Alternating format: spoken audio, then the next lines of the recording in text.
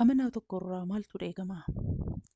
Barumsa Yesuusii gara dhuma barsiisa isaa keessatti utuu gara fannoo hin adeemiin barsiise Maatiyos boqonnaa 25 keessatti arganna. Boqonnaan kun guutuunsaa kiristaana tokkorraa amma Yesuus dhufutti maaltu akka irraa eegamu nu barsiisa.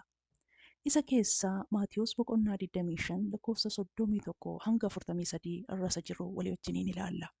Akkas jedha. Ilmi namaa yeroo ulfina isaatiin ergamoota Waaqaa hundaa wajjin dhufutti teessoo isaa kan ulfinaa sanarra hin taa'a. Saboonni hundinuu fuula isaa duratti walitti qabamu. Innis akkuma tikseen tokko hoolotaa fi re'oota gargar fo'u sana namoota gargar hin fo'a. Inni hoolota kara mirga isaa, re'oota immoo kara bitaa isaatii in dhaabachiisa. Yeroo sana mootichi warra mirga isaa jiraniin akkana jedha. Isin warri abbaan koo eebbise kottaa mootummicha uumamuu addunyaatii jalqabee isinii qopheeffame sana dhaalaa. Sababiin isaas ani beelofnaan isin nyaata naaf kennitanii, dheebonnaan waanan dhugu naaf kennitanii, ani keessummaan ture isin immoo na simattanii, ani daarraan daara na baaftanii, dhukkubsannaan na gaafattanii, hidhamnaan dhuftanii na ilaaltanii. Qajeeltonni sunis deebisanii akkana jedhaniini, yaa gooftaa, yoom beeloftee si arginee waan ati nyaattu siif kennine? Yookaan yoom dheebottee si arginee waan ati dhugdu siif kennine? Yoom keessummaa ta'uu kee arginee si simanne? Yookaan yoom daartee si arginee daara si baafne? Yoom dhukkubsattee yookaan hidhamtee si arginee dhufnee si ilaalle?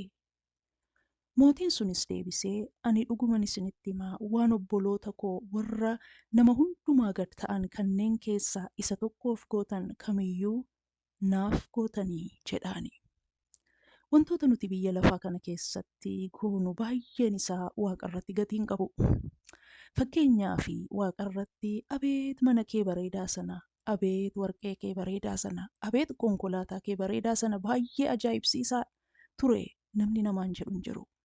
Qabeenyi nuti qophaa keenya itti fayyadamne seenaa waaqarraa keessaa iddoo hin qabu.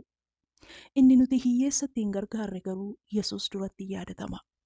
Namoonni mirga gooftaa turan kun beela'aa nyaachisanii, nama hidhamaa gaafatanii, nama rakkataa gargaaranii jiru. Yeroo Yesuus bira dhaqanii Yesuus gochaa isaanii sana lakkaa'eetu na nyaachistanii, na obaastanii jedheetu oolmaa isaanii dubbata.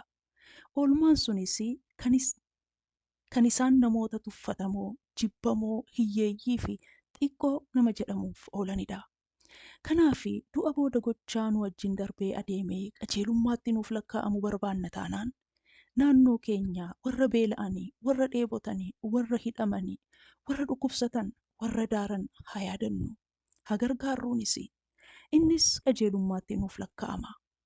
Yoo waan Yesuus abboome kana gochuu fi haala mijataa yookiin humna hin qabnu ta'e immoo namootaa fi jilgeenfannee Waaqayyoon kadhannuu fi Waaqayyoo nama isaan gargaaru isaaniif kaasuu danda'a.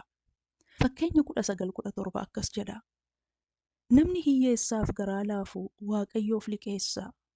Waaqnis waan inni hojjete sanaaf isa badhaasaa jedha. Kanaaf kottaa Waaqayyoof liqeessinaa. Waaqayyo sinaa eebbisu.